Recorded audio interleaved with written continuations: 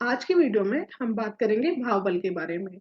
भाव हम जानते हैं कि हाउस को बोलते हैं। भाव बल के अकॉर्डिंग हम ये समझने की कोशिश करते हैं कि किसी भी हाउस की स्ट्रेंथ कितनी है, क्योंकि हमें हर हाउस के माध्यम से ही देखना होता है कि इस हाउस के रिजल्ट्स क्या हैं, इन हाउस के अकॉर्डिंग क्या हमें प्राप्त होता है और अगर वो हाउस बली है तो उससे हमें किस-किस तरीके से कोई भी चीज़ें प्राप्त होती हैं। जैसे कि अगर हम ये कहें कि 4th हाउस की अगर हम बात करते हैं कि 4th हाउस से हम अपने घर, मकान, प्रॉपर्टी, लग्ज़री, सुख-सुविधाएँ, सुख, माता सबका विचार करते हैं और हमने ये कहा कि अगर हमारा 4th हाउस बली है तो हम ये कहेंगे कि ये सारी चीज़ों की सुविधाएँ हमें होंगी। यानी हमारे पास अपना मकान होगा, अपनी गाड़ी हो सकती है, हर तरह की अपनी सुविधाएँ हो सकती हैं। और माता का सुख, जो भी हम इन चीज़ों का विचार करते हैं, वो हमने 4th हाउस से देखा। हालाँकि हर चीज़ के लिए कारक अलग हैं, जैसे कि हम 4th हाउस के ही कहें, तो प्रॉपर्टी के कारक मंगल होते हैं या लग्ज़री सुख-सुविधाएँ और गाड़ियों के कारक शुक्र होते हैं और मानसिक शांति, सुख के कारक और माता के कारक चंद्रमा होते हैं। तो हमें उन कारक की स्थिति को भी समझना होता है, उसी हाउस से मिलने वाले फलों के माध्यम से। लेकिन अगर वो हाउस हमारा बली है, तो हम ये कह सकते हैं, हाँ, इस हाउस के बली होने से ये चीज़ें हमें प्राप्त हो सकती हैं, फिर हम कारक पर जाएँगे। तो किसी भी हाउस के बल को देखने के लिए हमारे पास 2 पैरामीटर होते हैं। एक हम देखते हैं षटबल के अकॉर्डिंग और दूसरा हम देखते हैं अष्टक बल के अकॉर्डिंग। षटबल में हमें 3 प्रकार का बल निकालना होता है, जिसमें सबसे पहला होता है हमारा भाव अधिपति बल, जो कि हम ये जानते हैं कि हर भाव में कोई राशि आई होती है, उस राशि का कोई स्वामी होता है और उस स्वामी के बल को हमें देखना होता है कि उस स्वामी का बल कितना है। उसे हम ये कहेंगे कि उस भाव के स्वामी का बल है, यानी वो भाव अधिपति बल है। सेकंड बल आता है दिग्बल, जिसमें हमें भाव में आने वाली राशि को देखना होता है। हम जानते हैं कि राशियों के अकॉर्डिंग हमें डायरेक्शंस दी गई हैं कि किस डायरेक्शन में कौन-सी राशि बली होती है। जैसे कि अगर हम फर्स्ट हाउस को बोलें तो फर्स्ट हाउस ईस्ट डायरेक्शन होता है और वहाँ पे मानव राशियाँ या द्विपाद राशियाँ जिन्हें हम कहते हैं वो बली होती हैं। ऐसे ही अगर साउथ डायरेक्शन कहें हम 10th हाउस तो वहाँ पर चतुष्पाद राशियाँ बली होती हैं। वेस्ट डायरेक्शन कहें हम 7th हाउस तो वहाँ कीट राशि बली होती है और 4th हाउस कहें हम नॉर्थ डायरेक्शन तो वहाँ पर जलचर राशियाँ बली होती हैं।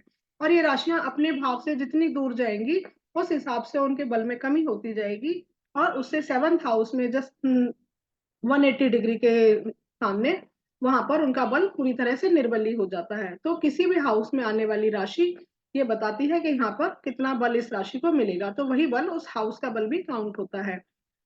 तीसरा बल होता है दृष्टि बल, यानी हर हाउस पे हर ग्रह की दृष्टि पड़ती है और उस दृष्टि के अकॉर्डिंग हम ये लगाते हैं कि शुभ दृष्टि ज़्यादा है या अशुभ दृष्टि ज़्यादा है या जो भी दृष्टि ज़्यादा है वो कितनी ज़्यादा है, उस डिफरेंस को निकाल कर हम देखते हैं कि इस भाव पर पॉजिटिव दृष्टि ज़्यादा है या नेगेटिव दृष्टि। तो ये तीनों बल टोटल करने के बाद हम किसी भी भाव के षटबल को देखते हैं कि षटबल के अंतर्गत किसी इस भाव को कितना बल मिला है। और इनकी डिटेल ये जो भाव अधिपति बल या भाव दिग्बल या दृष्टि बल है, वो मैंने षटबल वाले टॉपिक में ये तीनों वीडियो डाली हुई हैं, उनको डिटेल में आप देख सकते हैं कि हम इसे कैसे कैलकुलेट करते हैं। तो इस तरीके से हमें किसी भी हाउस को षटबल के अकॉर्डिंग देखना होता है। दूसरा हमारा होता है अष्टक वर्ग के अकॉर्डिंग। हम ये जानते हैं कि हर हाउस में सभी प्लैनेट पॉइंट देते हैं, पॉजिटिव पॉइंट्स देते हैं और उन पॉइंट्स के आधार पर हम ये देखते हैं कि जिस भी हाउस में ज़्यादा पॉइंट्स हैं, वो हाउस हमारा बली है, क्योंकि टोटल जो हमारे पॉइंट्स होते हैं वो 337 होते हैं। अब 337 पॉइंट्स को अगर हम 12 हाउसेस में डिवाइड करेंगे तो हमारे पास एवरेज 28 की आती है। तो हमने कहा 28 एवरेज पॉइंट है। अगर हम एवरेज पॉइंट का एक रेशो मानकर चले तो हम ये कहेंगे कि 25 से लेके 30 के बीच के जो पॉइंट्स होंगे उन्हें हम कहेंगे कि ये एवरेज पॉइंट है। यानी किसी भी हाउस में अगर 25 से लेके 30 के बीच पॉइंट होते हैं तो वो भाव एवरेज बली है। अगर किसी हाउस में 25 से कम पॉइंट्स हैं तो हम कहेंगे भाव निर्मली है और अगर किसी भी हाउस में 30 से अबव पॉइंट है तो हम ये कहेंगे कि ये भाव बली है। तो इस आधार पर हम अष्टक वर्ग के अकॉर्डिंग किसी भी हाउस के बल को चेक करते हैं। षटबल के अकॉर्डिंग हमारा जो हाउस का जो बल हमें प्राप्त होता है, वो हम ये कहते हैं इस हाउस का ये खुद का बल है। और अष्टक वर्ग के अकॉर्डिंग हम देखते हैं कि बाकी प्लैनेट्स ने इस हाउस को कितना फेवर किया है, कितना सपोर्ट किया है। तो ये 2 लेवल पर हम किसी भी हाउस के बल को चेक करते हैं। लेकिन सिर्फ इन्हीं 2 आधारों पर देखकर कि हमारा ये हाउस बली है और ये हाउस निर्बली है, इस हाउस के रिजल्ट हमें मिलेंगे या इस हाउस के हमें रिजल्ट नहीं मिलेंगे, हम नहीं कह सकते। और इसके अलावा जो अष्टक वर्ग में हमने बोला कि किसी भी हाउस के बल को देखने के लिए हमें ये देखना होता है कि उस हाउस में कितने पॉइंट्स हैं। उससे ज़्यादा ज़रूरी ये होता है कि हम उसमें ये देखें कि ये पॉइंट्स किसके द्वारा दिए गए हैं। अगर किसी भी हाउस में ज़्यादा पॉइंट्स हैं, लेकिन वो नेगेटिव हाउस के लॉर्ड ने दिए हैं, तो वो आपके लिए उतने ज़्यादा बेनिफिशियल नहीं होंगे, बजाय कि किसी भी हाउस में कम पॉइंट्स हों, लेकिन वो पॉजिटिव प्लैनेट्स द्वारा दिए गए हों। अब हम ये कहेंगे पॉजिटिव प्लैनेट्स हम किनको बोल रहे हैं? तो सबसे ज़्यादा जो इम्पोर्टेंट होते हैं, जिनके पॉइंट्स जिस भी हाउस को मिलते हैं, वो उस हाउस को अधिक बल प्रदान करते हैं। उसमें हमारा लगन, चंद्रमा, लग्नेश और उस हाउस का लॉर्ड, यानी जिस भी हाउस की हम बात कर रहे हैं, यानी लगन, लग्नेश और चंद्रमा, ये 3 तो हमारे पास सबसे इम्पोर्टेंट पॉइंट है ही। इसके अलावा चौथा पॉइंट आता है जिस भी हाउस की हमने बात की, उस हाउस का लॉर्ड।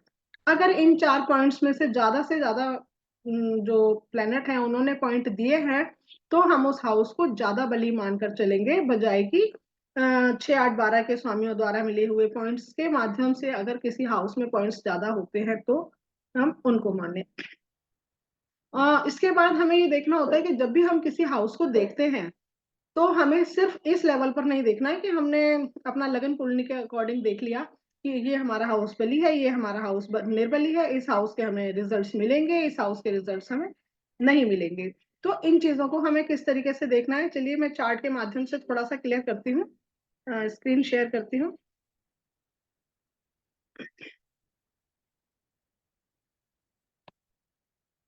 सबसे पहले तो मैंने ये जो चार्ट लगाया है, इसमें षटबल के अकॉर्डिंग हम देखते हैं कि हमने देखा जैसे यहाँ पे हमारे पास ये 1 से 12 हाउसेस दिए हैं, और इन 1 से 12 हाउसेस की हमें रैंक दी है कि फर्स्ट रैंक हमें फर्स्ट हाउस को मिली है, सेकंड हाउस को 12वां नंबर मिला है, तो ये क्या कहते हैं सेकंड रैंक जो है हमारी 10th हाउस को मिली है, 8th हाउस को हमारी थर्ड रैंक मिली है। तो ये किसी भी हाउस का बल है कि ये हाउस हमारा सबसे ज्यादा बली है। जैसे जो भी चार्ट हमने लगाया हुआ है उसके अकॉर्डिंग हम कहेंगे कि इनका फर्स्ट हाउस सबसे ज्यादा बली है, 10th हाउस सबसे ज्यादा सेकंड नंबर पे बली है, 8th हाउस उससे नेक्स्ट बली है, फिर थर्ड हाउस बली है। तो इस तरीके से हमने देखा इन हाउस का बल जो षट बल के अकॉर्डिंग आया, जिसमें हमने 3 बल कैलकुलेट किए थे। और यहाँ पे ये प्लैनेट्स हैं, यानी हमें उस हाउस के लॉर्ड को भी देखना होगा, लॉर्ड कितना बली है, और उसके कारक को भी देखना होगा कि कारक कितना बली है। जिसके तीनों पॉइंट्स बली आते हैं, उनके हम उनके उस हाउस को हम ज्यादा बली मानेंगे। इसी तरीके से हमने ये सर्वाष्टक में देखा। जैसे अब हम यहाँ पर देखते हैं, तो हमने इनका देखा कि फोर्थ हाउस जो कि यहाँ पे हमें निर्बली नजर आता है, क्योंकि वो 9th नंबर पे यानी 12 में से उसे 9वां नंबर मिला है। तो बहुत ज्यादा अच्छी स्थिति हम इसकी नहीं कहेंगे कि 50% से भी नीचे की रैंक है। अगर हम फोर्थ लॉर्ड की बात करें, फोर्थ हाउस में राशि है धनु, तो इसका मतलब इसके स्वामी हुए गुरु। तो हम गुरु की रैंक देखेंगे तो गुरु भी 5वें नंबर पर हैं।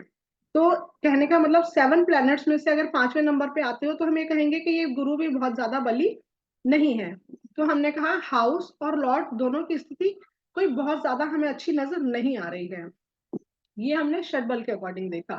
फिर हम अष्टक वर्ग पे गए, हमने अष्टक वर्ग पे देखा। यहाँ पे हमने कहा ये तो 23 पॉइंट्स हैं, लेकिन 23 पॉइंट्स तो हमारी एवरेज से कम रेंज के आते हैं, यानी 25 से कम है।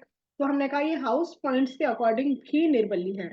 हालांकि यहाँ पर हमें ये भी देखना होता है कि इस हाउस के जो लॉर्ड है वो जिस राशि में है, उन वहां पर उनको कितने पॉइंट्स मिले हुए हैं, उनके अपने भिन्नाष्टक में कितने पॉइंट्स मिले हुए हैं। कहने का मतलब है कि हमें इस हाउस के साथ साथ इसके लॉर्ड की स्थिति को भी देखना होता है।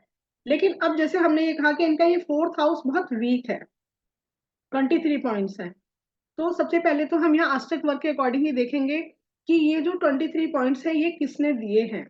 अगर इसमें वो जो हमारे 4 फैक्टर है जो हमने बताए, लगन, लग्नेश, चंद्रमा और हमारे हाउस के लॉर्ड, अगर उनके दिए हुए पॉइंट्स ज्यादा हैं, तो ये 23 पॉइंट्स ज्यादा अच्छे हैं, बजाय कि इनसे ना मिलकर दूसरे प्लैनेट से मिले होते और फिर यहाँ पर 30 हो रहे होते, तो उससे ज्यादा अच्छी स्थिति हम इसको मानेंगे।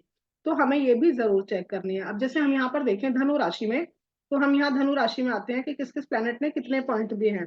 तो हम यहाँ पर सबसे ज्यादा वाले पॉइंट्स को चेक करेंगे। सबसे ज्यादा पॉइंट्स यहाँ पे 5 हैं, 5 के बाद जो दूसरे लेवल पे हैं वो 4 हैं। तो यानी 5 पॉइंट्स किसने दिए हैं, 5 पॉइंट्स दिए हैं यहाँ पर जुपिटर ने। ठीक है, ये चार्ट आपको यहाँ पर मैं इसको कर देती हूँ ताकि अंडरलाइन करके क्लियर कर पाए।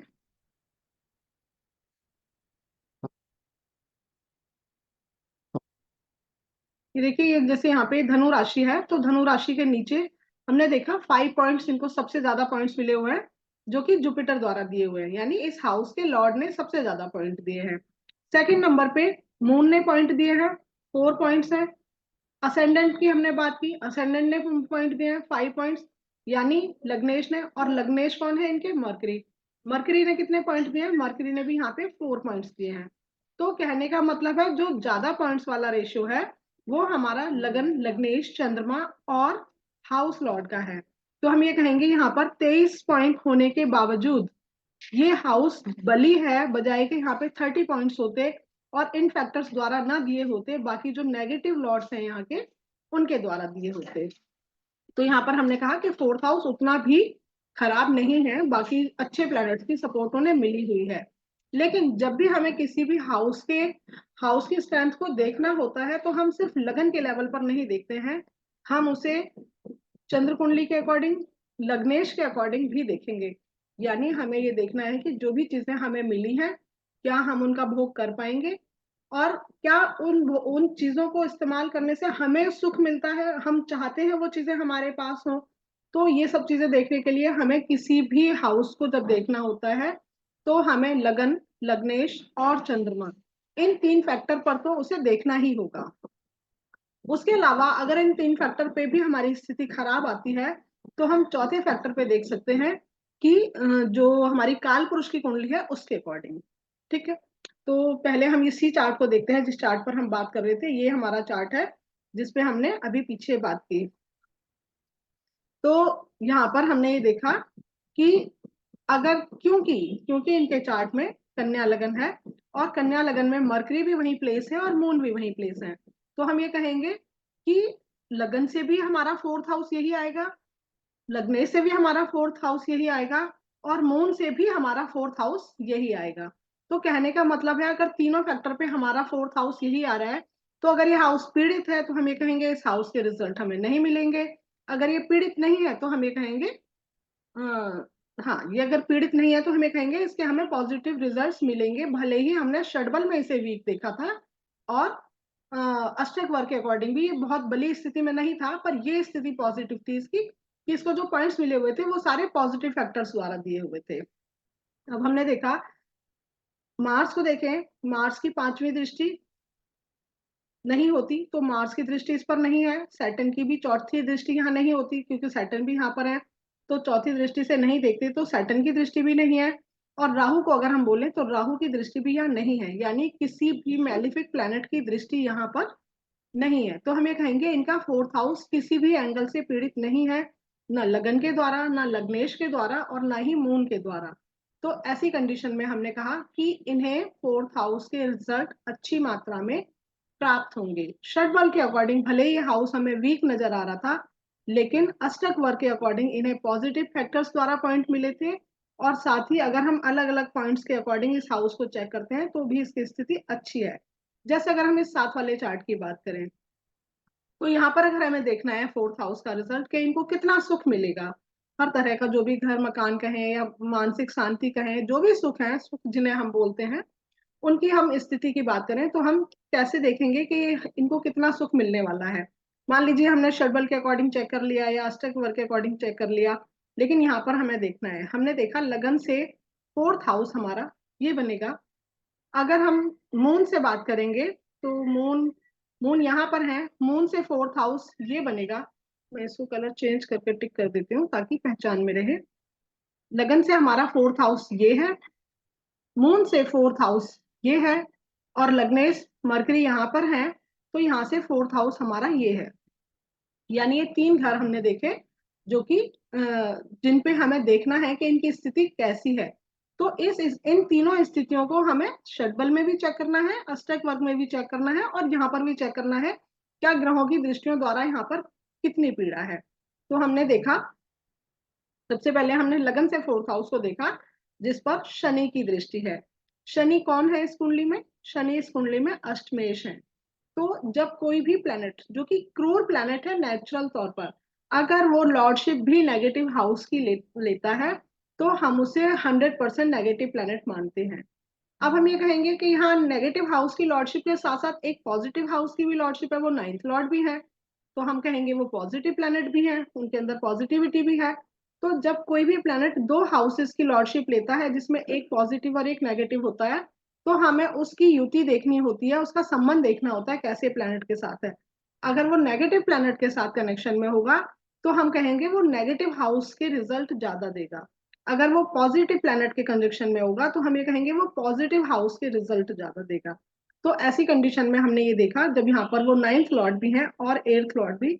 नाइन्थ हाउस जो कि कुंडली का सबसे पॉजिटिव हाउस होता है, एट्थ हाउस जो कि कुंडली का सबसे नेगेटिव हाउस होता है।